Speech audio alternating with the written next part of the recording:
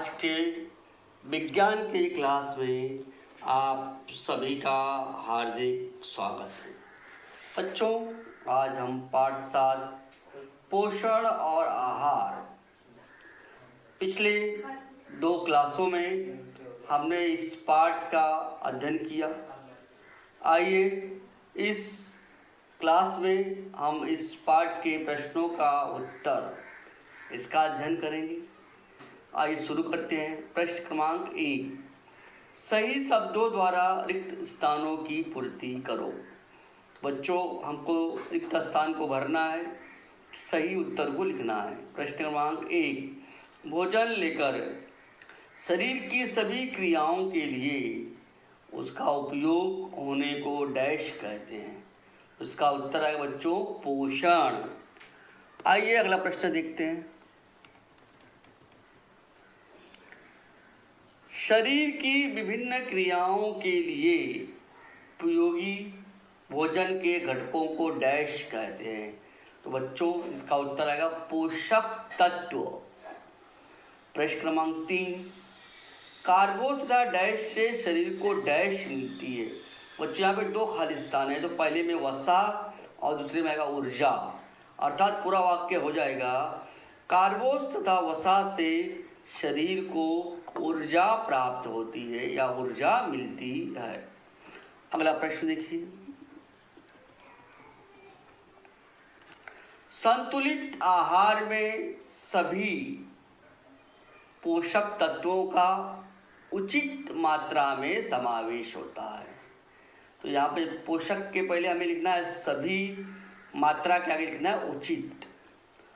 अगला प्रश्न देखिए, खाद्य पिरामिडों में अनाजों को सबसे अधिक जगह दी जाती है। अनाज मतलब बच्चों यहाँ पे चावल, गेहूँ, दलहन, इन सभी को हमको समावेश करना है, मतलब चावल और दालें, क्योंकि इनके कारण हमारी कार्बोज, अब चावल, गेहूँ, इनसे हमें क्या मिलता है कार्बोज, और दलहन, दालें से क्या मिलता है हमको प्रोटीन। तो यहाँ पे हम लिखेंगे कार्बोज तथा प्रोटीन की आवश्यकता की पूर्ति होती है। अगला प्रश्न देखिए, आवश्यकता से अधिक आहार लेने पर डैश होता है। बच्चों आवश्यकता से अधिक आहार लेने पर क्या होता है अतिपोषण। अतिपोषण को ही मोटापा भी कहते हैं। प्रश्न क्रमांक 2, खनिजों तथा जीवन सत्वों की तालिका से यह जानकारी प्राप्त करो। तो इसका उत्तर जो हमको लिखना है पाठ्य पुस्तक में जो तालिका दी गई है उससे लिखना है। नींबू वर्गीय फलों के पोषक तत्व, आप सभी जानते हैं बच्चों जो खट्टे फल है, नींबू वर्गीय फल में कौन से पोषक तत्व होते हैं आप सभी जानते हैं, जीवन सत्व सी, यहाँ पे विटामिन सी भी लिख सकते हैं हम। तो इसका उत्तर क्या आएगा, खट्टे फलों में मौजूद पोषक तत्व विटामिन सी, या केवल जीवन सत्व सी लिख देंगे तो भी चलेगा। प्रश्न क्रमांक 2, दूध से प्राप्त होने वाले खनिज या जीवन सत्व। तो बच्चों हमें दूध से क्या क्या मिलता है? दूध से हमको जीवन सत्व ए मिलता है, जीवन सत्व B12 और जीवन सत्व डी प्राप्त होता है। अगला प्रश्न देखिए, 4 बीमारी दी गई है, रतौंधी है, स्कर्वी है, सुखंडी है, बेरी। इनके रोगों के कारण और लक्षण लिखना है। तो बच्चों यहाँ पर हमें 3 कॉलम बनाना है। एक कॉलम में रोग के नाम लिखा है, एक में कारण लिखा है और एक में लक्षण लिखा है। तो आइए देखते हैं कौन कौन सी बीमारियों के कारण और लक्षण लिखना है। तो पहले हम आते हैं रतौंधी पर। रतौंधी के क्या कारण है? तो रतौंधी के कारण है जीवन सत्व ए की कमी। लक्षण क्या है? कम प्रकाश में या मंद प्रकाश में देखने में असमर्थता। अगला प्रश्न देखिए बच्चों,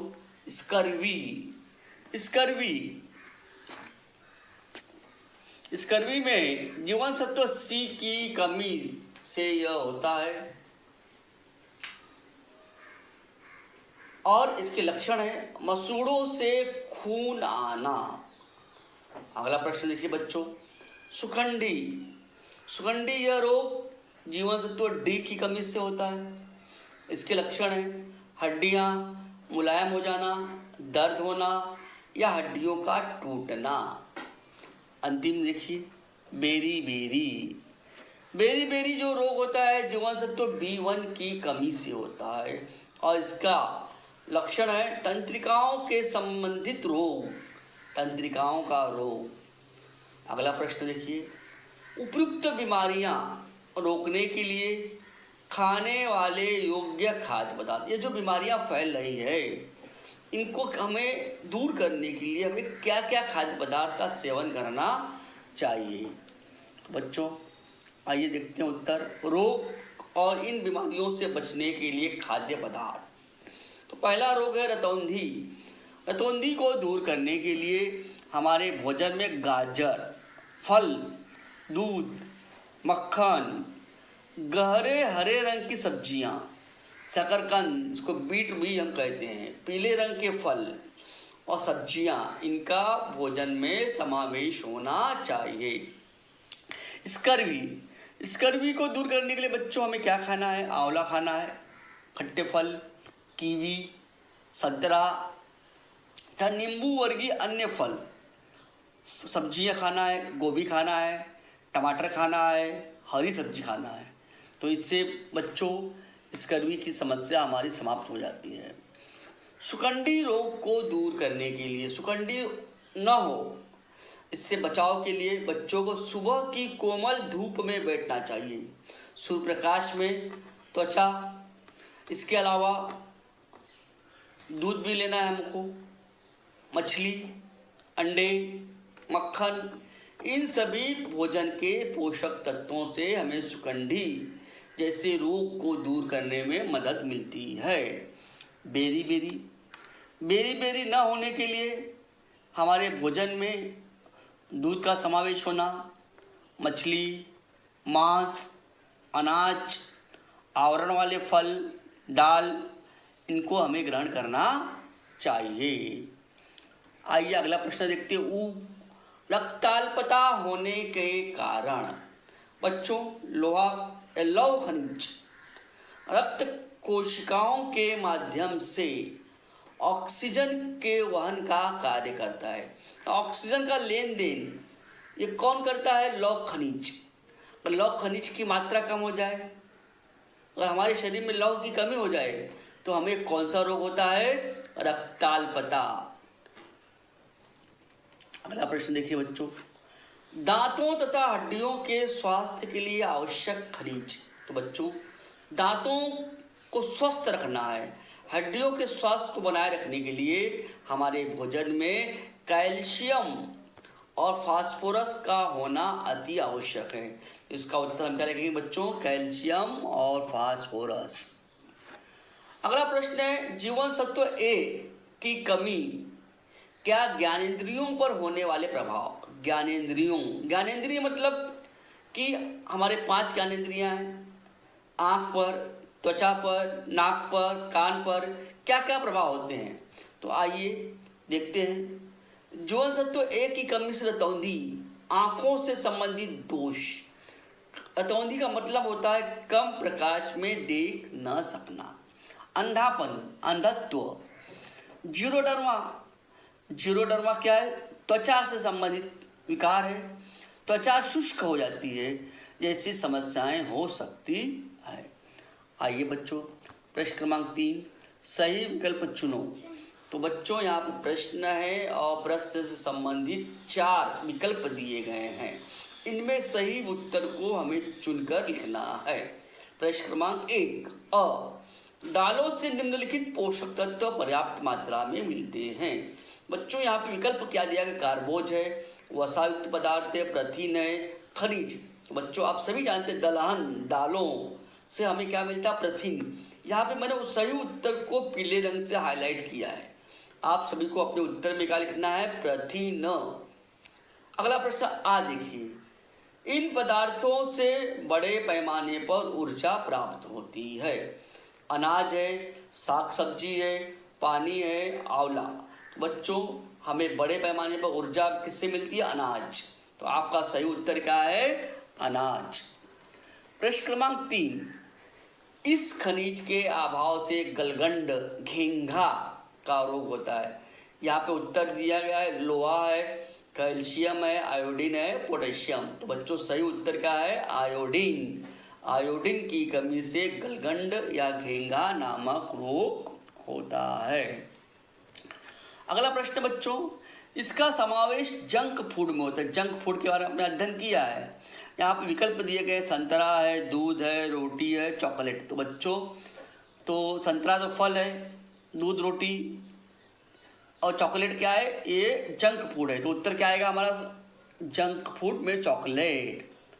अंतिम प्रश्न देखिए बच्चों, खाद्य पिरामिड का उपयोग करके दिन भर में खाने के लिए अपने रुचि के अनुसार 3 दिनों के लिए खाद्य पदार्थ चुनो। शर्त है तीनों दिन का आहार संतुलित होना चाहिए। और दूसरी शर्त क्या है? तीनों दिन के आहार में विविधता होनी चाहिए, मतलब कि तीनों दिन का आहार अलग होना चाहिए। बच्चों इसका उत्तर कोई ज़रूरी नहीं, जो मैं लिख के दे रहा हूँ वही उत्तर आप लिखिए। इसका उत्तर आप अपनी मर्जी से भी लिख सकते हैं। आइए देखते हैं पहला दिन का आहार क्या है। बच्चों हमें अनाज तो लेना है। अनाज जैसे कि आप कॉर्नफ्लेक्स और दूध दोनों को मिलाकर नाश्ता के रूप में इसको ले सकते हैं, सुबह का नाश्ता। और भोजन के रूप में आप रोटी ले सकते हैं, दाल ले सकते हैं, सब्जियां ले सकते हैं और एक फल जिसका समावेश होना आवश्यक है। चाहे सेब लिया मैंने, आप सेब ले सकते हैं। इस तरह से पहले दिन का आपका भोजन हो गया। ये दूसरे दिन का आप दूध और दूध से बने हुए पदार्थ, दही ले सकते हैं, चावल रोटी में से कोई भी एक ले सकते हैं, चिकन ले सकते हैं, एक प्रकार का फल लेना है। रोटी के साथ आप सलाद भी ले सकते हैं, मक्खन भी ले सकते हैं। इस तरह से दूसरे दिन का आपका आहार हो गया। तीसरा दिन आप नाश्ते में पोहा ले सकते हैं, भोजन में हरी सब्जी, दाल, चावल या रोटी में से कोई एक चीज़ ले सकते हैं या दोनों ही ले सकते हैं। आप रायता लीजिए, एक फल लीजिए सब्जी के साथ। इस तरह से हमारा पहले दिन का, दूसरे दिन का और तीसरे दिन का आहार हमने लिखा है। बच्चों इसका उत्तर आप अपनी मर्जी से स्वयं भी ले सकते हैं। बच्चों इसी तरह से पाठ 7 पोषण और आहार, इसके सभी प्रश्नों का उत्तर हमने देखा और आप सभी को इन प्रश्नों के उत्तर को अपनी कॉपी में अच्छी तरह से देखकर लिखना है और इसको याद करना है। बच्चों लिखते समय हमें कोई गलती नहीं करना है। आप आराम से इसको देख कर उत्तर को लिखिए। और आज का क्लास हम यहीं समाप्त करते हैं। बच्चों धन्यवाद।